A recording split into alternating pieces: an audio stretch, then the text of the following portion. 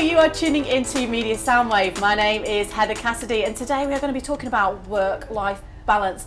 We are joined by three guests on today's show. We have Helen Burgess from On Point Coaching, we have the CEO of My Shift Planner, Chris Pimlott, and we've got Rebecca Kelly has joined us all the way from down south, long journey today, and she is also a founder of Helen Therapy. Now, what we do here at Media Soundwave, you might have noticed that we have several different shows. We have our business and tech shows, and we also have our health and lifestyle shows, and I think it's very important that as a company, we believe that more people need to be doing with regard to work-life balance, and companies need to be looking after their staff, because if you're looking after your staff, they're going to be happier and healthier when they go home. And if you're happier and healthier at home and you know more about your health of you and your family, then you're going to perform better at work. And I think it's very important in this day and age for companies to be looking after their staff. And these great guys here all do things like that within their work and help companies and help individuals to be able to do these things. So Chris, how do you see that tech is a big help really to work-life balance? You've created this app. What got you into it?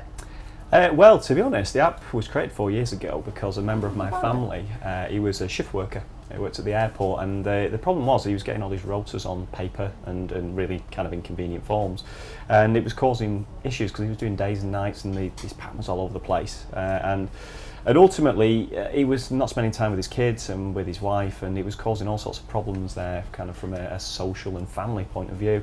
So I, just as a favour really, I created him an app, so it allowed him to keep his work pattern on his phone and some tools to help him. So it was able to help his relationship? It did, yeah, because it actually told him when he was off and when he wasn't, and then he could share that with his family, so they could then see when he was working, when he wasn't, so they could then pre-plan weekends away and things like this.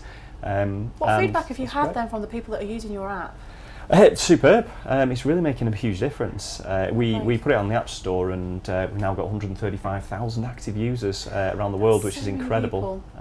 So we obviously is making a difference, and a lot of that's word of mouth. So it's just how superb. Was shift? Because obviously shift work and long hours that these people are working. How is that? What is the feedback that you've had that is affecting their relationships though? It is. It's causing massive problems because quite often you'll be a kind of ships in the night problem with your partner. So as you're coming in and going to bed, they're getting up and taking the kids to school, and then obviously if you're working nights particularly, you may not see your kids very much. So it can damage all sorts of relationships. It can cause isolation issues for obviously the worker themselves. The kids don't see you and you start getting depressed. There's a whole load of mental health issues around. It's a can of worms, isn't it, really? It's an absolute can of worms. And I would have thought for people's health as well, what is it doing? Because you have people, Rebecca over here, tell us more about the work you do with Helen Therapy. You help people with holistics, don't you, and transformational work? Yes, yeah, we do. So we work very much with anybody, you know, whether they're someone working in a company or a mum at home, you know, with her children, and very much encouraging people to take time out for themselves, to look after themselves first and foremost, because when we look after ourselves, put ourselves first, we can then be strong for everybody else in our life. When we put ourselves at the bottom of the pile and you know the last person that we think about, actually we become a lot weaker as a result, and therefore we can't look after everybody, and it affects our health too. I think it's something we all do. We want to help the people around us, but sometimes you can end up giving too much away, that you end up in a position where you can't help the people you care about because you've been doing so much for everybody else. Yeah, absolutely. So we very much are advocates of, you know, taking time out for yourself, even if it's just an hour a month to come in for a massage or some reflexology, or to take time out to come and have a chat about kind of where you're at and where you want to be, and potentially what's blocking you from moving forward in your life, whether that's at work or in your home life as well. I think you need to be able to connect to yourself. We were saying earlier, weren't we, that you need to be able to connect to yourself and find out what it is and what do I need for my work-life balance, and how we can create this. We were saying before, weren't we, Helen, about, did you say it was 11.7 million work days lost, recent figures would say, per year, 11.7 days per year, just in the UK alone, through stress? Stress related, but that's actually the people who stay home. So if you think about all the people who are stressed and they still go into work and they perform well below their best, actually the cost of business is massive in lost days. And there's so much that businesses can do to look at the culture of their business and what the leaders within their business are setting out. I think one of the big things in business now is that we have got great enabling technology. As Chris talked about there, you know, technology can be a real enabler. It has allowed mums to finish work early, take their laptop home, maybe pick their kids up from school, and that technology can be really enabling, but it can also be a real invader. And the problem with much of our technology, particularly on our phones, is that it's push technology. So people's phones bleep and they push it out at you, and people don't take those conscious decisions to say, no, this is my family time, I will not look at my phone. We waste because they so assume much it's time. they need to look at it. And actually, if you look at it consciously, most people agree with that they don't. They don't actually have to look at the phone when it bleeps to say that one of their friends has put an update on Facebook. They don't need to do it. The email from work doesn't have to be looked at 9 o'clock at night. I know I'm terrible for that. I was doing emails last night at 10 o'clock at night last night, replying to different companies. I was emailing people back when my alarm went at 5:30 this morning. So it's... But that's also where we start to see that imbalance, because actually what's happening is everything is coming into our homes.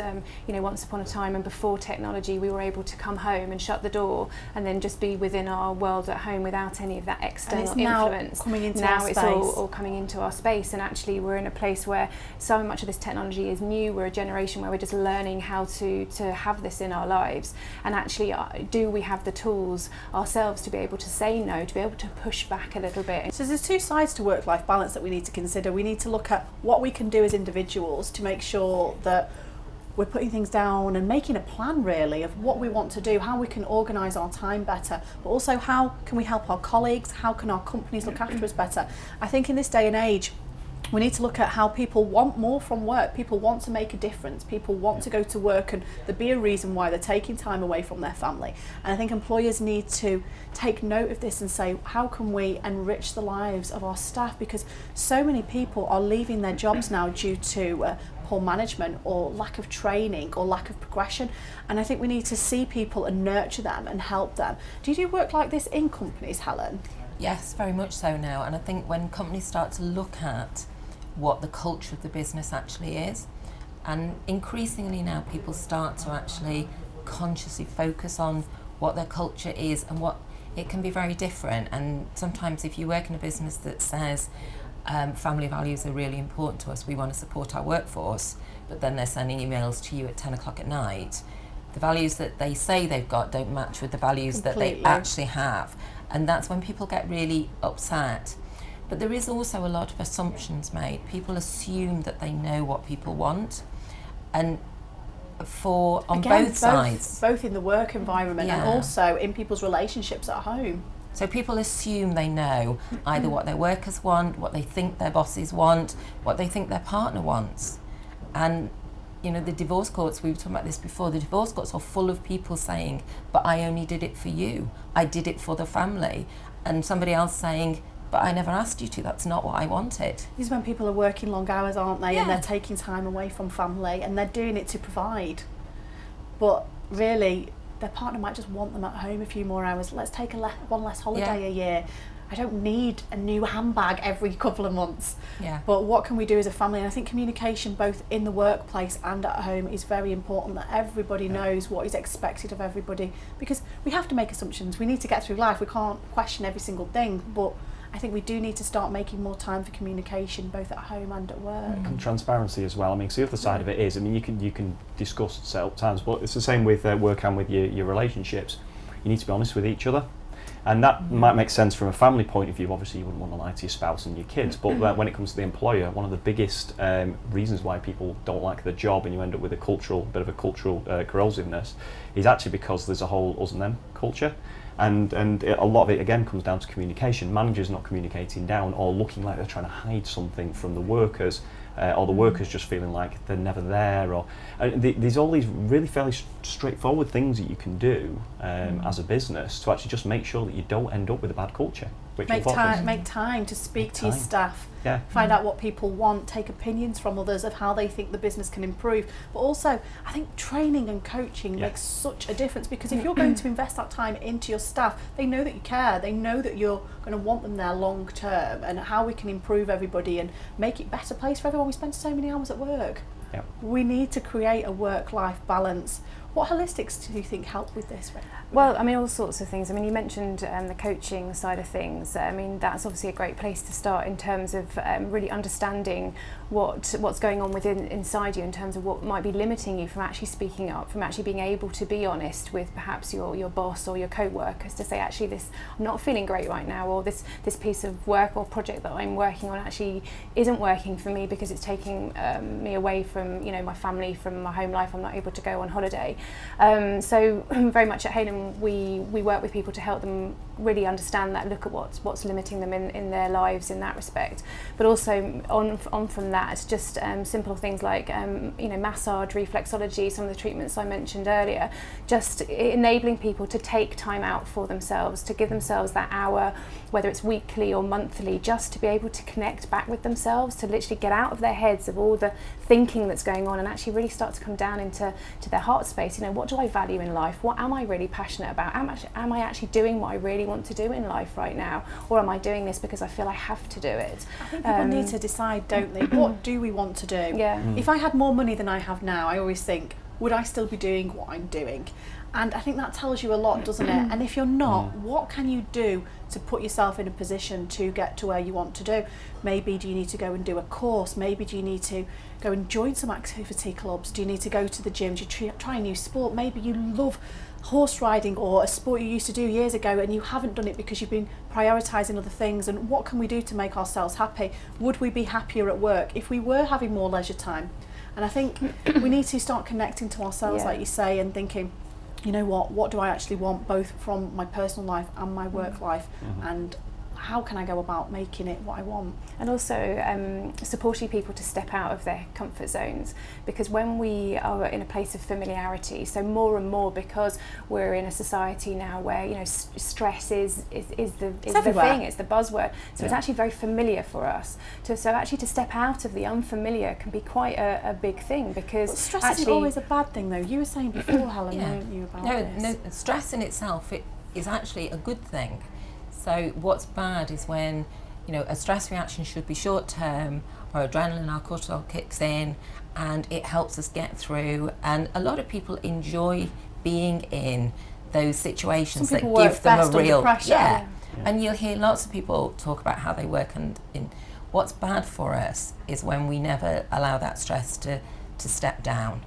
And that's when people get into chronic stressing situations.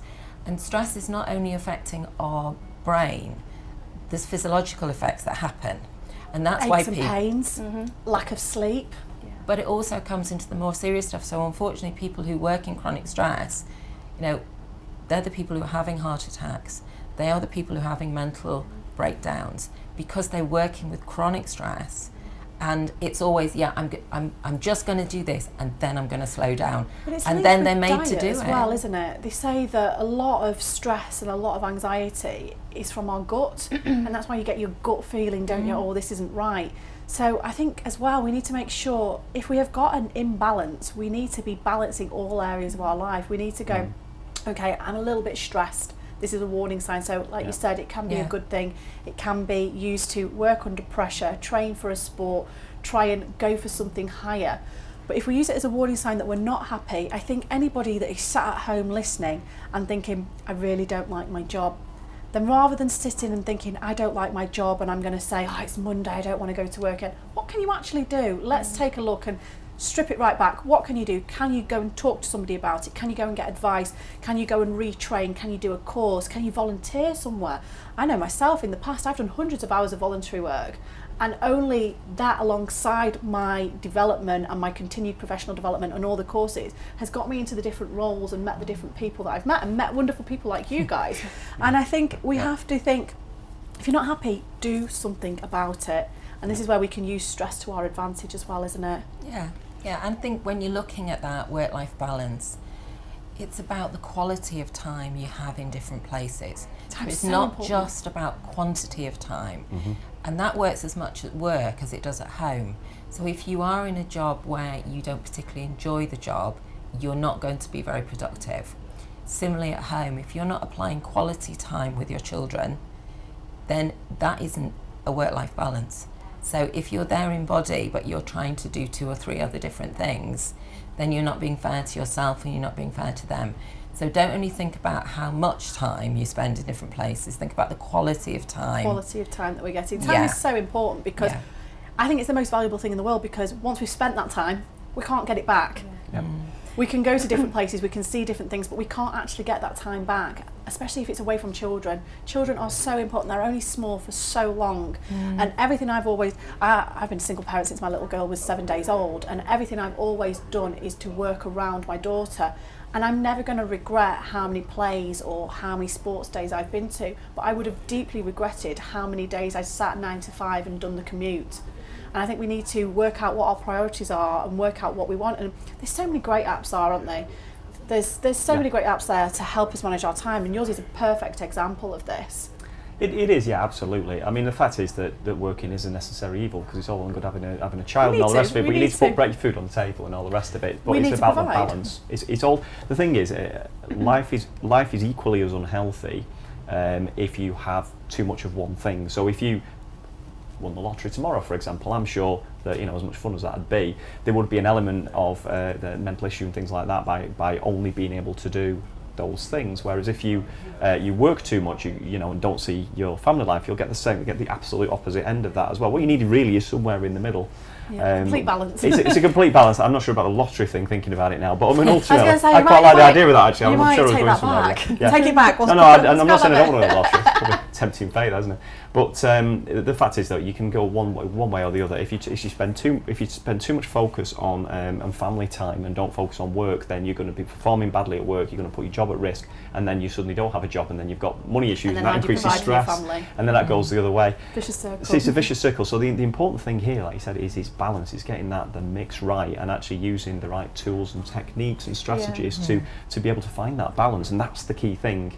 And From technology is an enabler. Can I just follow on from that, actually, because we've used the word balance an awful lot, and one of the things that I really believe in is that kind of mirror. So what's kind of going on out in our life is absolutely and utterly first and foremost happening inside us. So like actually a reflection. Yeah, absolutely. So that balance actually has to start within us, in terms of, are we balanced within our own bodies? Are we listening to ourselves, in terms of, are we aware when we're spending too much time up in our heads overthinking things? You know, I've spoken about it earlier on, about that sort of, you know, heart space. What techniques do you do with people then to get them balanced? Yeah, well, I mean, all sorts of things. There's very easy, basic breathing techniques that you can use, where you know, literally stopping, pausing in that time, just to simply breathe in and out. You know, really what I mean by that is taking in deep lungfuls of air, you know, because we so often just shallow breathe, and shallow breathing is very much as a result of that stress, you know, on our sort of chest areas and stress in our lives. Also things like meditation, you know, that's really big. Yeah, you know, really sort of big and out there at the moment. Meditation, again, just giving ourselves that time to just be, and it doesn't have to be hours and hours of sitting in the lotus pose. It can be literally as simple as something like putting your makeup on in the morning, just taking that time just to simply be in that moment, just I think there's so many great meditations as well for people. I think if you go out and try it in groups and learn how to do it in an environment where people are helping you and bringing you on in that environment, it's great and it's a good way to meet other people. But then to incorporate it into our daily lives, say if we do 5 minutes a day to begin with, if you go on YouTube and type in 5-minute meditations, there's so many on there. Even if it's certain things that you want to think about at that time, maybe you want to concentrate on career or different things, you can type in all sorts of different things before the word 5-minute meditation and concentrate on that. How to sleep better, 5-minute meditation. Maybe it's one you do before bed, but I think it's a great way to start the day off and do a 5-minute in the morning. And absolutely, by doing that kind of thing, you can start to listen to yourself a little bit more. So you might then start to listen to, actually, what is it that I really value in my life? What do I want to do? What do I want to do? Why do I do what I do? Why do I do this particular job? What, you know, I think that's a problem for a lot of am I people, really isn't it? fulfilled in that? And I what think, do I want to do? Absolutely, and I think, you know, there's such a pressure these days to be out there earning all this money. You know, we live in such a material world, and obviously there's of course a place for all of that. But as long as it's balanced well, and that it's actually coming for, you're doing what you're doing because of your love for it, or your passion for it, or because it feels instinctively really right to do it, rather than that Happiness sense of having to do it. Yeah. It is absolutely. Yeah. And actually giving yourself, like I said, giving yourself that time. I mean, because personally, I mean, obviously running a business is incredibly stressful at points. Really enjoy it, but it's really stressful. We're all business owners. We are absolutely. We all know about stress and what have you. But the what I always find though is if I've got a particularly difficult problem or I'm finding that there's too many things hitting me all at once, which is quite common, I'll just take myself out. I'll go to the gym and I'll just sit on a treadmill for for So half that's an your hour and just escapism. it's my escape, because it's the thing where I cannot physically do anything. I can't even check my phone because I'm too busy moving around. So I've got no choice but to let my mind. I can teach you some techniques. How to watch Netflix on a bike. I'm quite good at that. I deliberately don't do that though, because then you're connected. I mean, it's part of the disconnection, because I'm a technology company. I love technology. I could play with it all day. But the fact is, sometimes I have to disconnect, and things like that are You a good do, example. yeah, I'm joking. It's pausing Oh, life, Netflix is still isn't good. it? It's pausing life, because with all of the tech and just life in general, we miss stuff. I mean, you talked about, young children earlier on, and yes, they're only young for a short period of time, and actually in a blink of an eye we can miss stuff. So it's actually about giving ourselves the opportunity to simply pause, and when we can pause, we actually then maybe start to see other things that we could access that we didn't realise we were able to access or to have a go at. So it's not just maybe on that treadmill you might suddenly have an amazing idea, which had you not given yourself that time, that idea wouldn't have come. So we need to be doing a lot for ourselves. So quickly, before we just wrap the show up, let's think about how we can. What are your tips then for employers, as employers and business owners? What do you think people can do to help their staff more in terms of work-life balance? Has anybody got any top tips for employers? I would come back to the technology again. I think in this, I work with a lot of businesses and with business leaders who say to me that they will send email out at 9 o'clock at night because they need to do it when it's in their head. They do it and then they say, but I don't expect people to respond. Really? Yeah. So what is the assumption there? So when you receive that email, and I think what I would say to people is be conscious of the things that you do. We do things very automatically. So for somebody who works in that business, they assume they have to respond. The boss might assume that he's just doing it to clear his headspace or her headspace.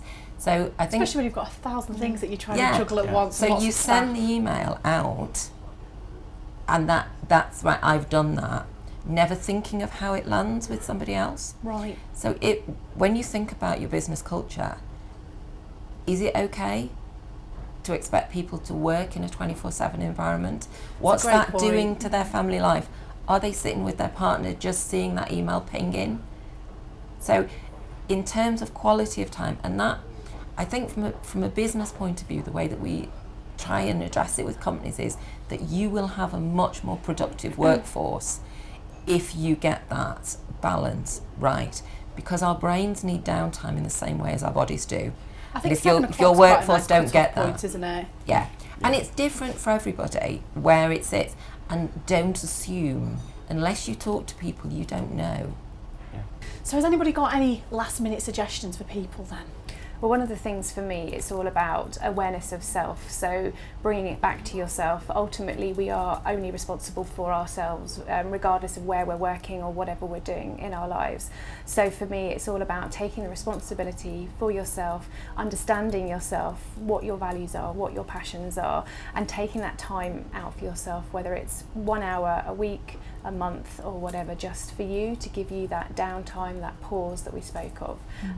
We all absolutely deserve it, and that's what we should be able to do. There's so many great businesses out there that are doing things to put work-life balance into place for their staff. Is there any good examples that you can think of? Generally at the moment, I think wellbeing strategies are very much at the top of the agenda for so many companies, and I think it's more about raising the awareness, keeping that awareness going, that companies can invest in their staff in terms of wellbeing. So whether that's looking at flexi working, whether that's looking at flexible working is so important, especially after maternity and paternity leave. Yeah, absolutely. And knowing that by investing in your staff in that way, you are going to be getting the best out of them, but also by asking the staff what is it they need as well in terms of that well-being side of things, because it's not the same thing for everything. Yeah, it's not going to be the same thing for everybody.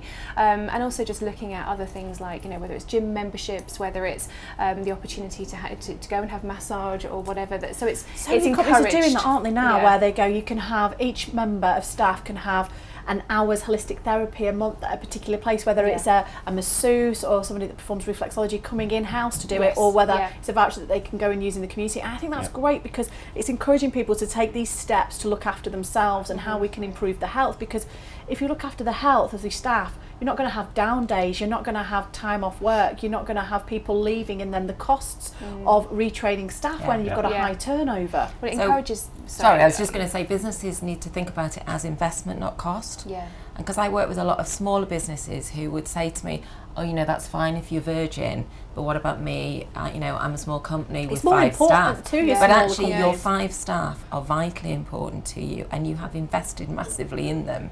A company so to with lose 1,000 one, staff can lose a member of staff and train them up quite quickly and have the time and enough people in there. But if you are a small company and you lose 1 member of staff, that's a big chunk to replace. But it is about investment. So it's about companies thinking that they are investing in their people. So they might invest in their computers, their technology, whatever they're doing, but they don't invest in their people welfare. I think and that's really short-sighted. A computer can be replaced much easier than a great person who is on board and part of a team. And it comes over to their customers so and it's much also as the well. ripple effect for me is also really important, because if companies are investing in their staff and they're going off and doing whatever it is, you know, whether it's having the massage that you've mentioned monthly, but then they're also going to, that ripple effect will happen in the rest of their life, so they'll be encouraging their children to do the same, maybe their partner to do the same, maybe their parents to do the same, to actually take their well-being, really, you know, putting their well-being first and taking it seriously. So it's more than just that person at work. So companies can look at how they can incorporate holistics into a package they can give to their staff as a reward and to encourage healthy behaviour. They can have people come in and do exercises. I think group work of yoga or exercise classes in the workplace is absolutely fantastic, but also flexible working, making sure you're giving maternity and paternity leave. All these things will help keep the right staff in your business, as well as training and putting that time into people and showing that you care about them and you care about their development. And unlimited holidays, that's the current trend at the moment, isn't it, that people are talking about, is which I thought was a bit of a strange concept, but it's actually what it does is it implies trust, because what you do is if you say you can have time off whenever you need it to work around your childcare and things like that, it's not a problem. What you tend to find is because people aren't worried about, I've only got 20 days, when should I use them, they say, well, actually, I don't need to take this day off now because I know next week I can take the time off, so they feel a lot more relaxed, and because there's a trust culture, it builds up a great relationship between you and the management. Communication, it's trust, it's kind of building that balance, but giving the worker the flexibility to work around their life, which gives you that balance, which static holidays and things really cause trouble with, because anybody with kids suddenly tries to take August off at the same time. Whereas actually you find that workers who can take any time they want off unlimited tend to work with each other a lot more, and then you end up building a much nicer culture within the business. And you're giving the worker the responsibility, you know, the responsibility is coming back to the person, and then that again will look at other areas of their life, where else can they be responsible for other things in their life, so you're definitely seeing that balance. I think a lot of this can be done through great managers, so start at the top and look after the people that you're working with. Ultimately. That's fantastic. Thank you so much for joining us today, guys. If you want to find out some more information about these lovely people here with me, head over to our website www.mediasoundwave.co.uk, and on there we have the Meet the Experts section, where you'll find photographs and information about these guys and everything you can find out about their work, links to their website, where you'll find them on social media. So thank you to everybody for tuning in today. I hope we've made you think about things you may be able to change, how you can balance your lives better, how you can make things a bit more organised, and try new things that you may have left on the sideline for a little while. So thanks for joining us, thanks to all the crew involved today, and hopefully we'll see you again soon here on Media Soundwave.